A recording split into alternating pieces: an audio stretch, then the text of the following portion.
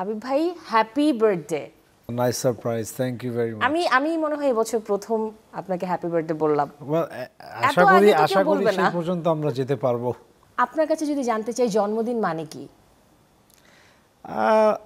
জন্মদিন মানে আসলে আমার কাছে মনে হয় যে লাইফের বিভিন্ন ফেজে এটার মিনিং চেঞ্জ হতে থাকে। এই ফেজে এসে আপনার কাছে কি মানে? এই ফেজে জন্মদিন মানে হচ্ছে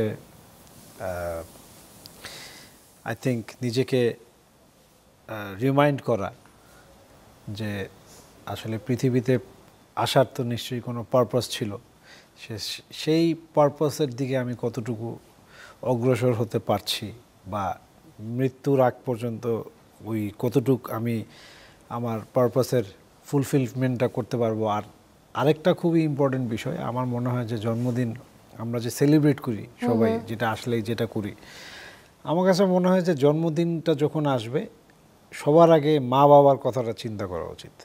বিকজ একদম তাই, তাদের জন্যই কিন্তু আমরা এবং গিফট যদি দেওয়া হয় তাহলে যার জন্মদিন তাকে না দিয়ে যারা জন্ম দিয়েছেন তাদেরকে দেওয়া উচিত।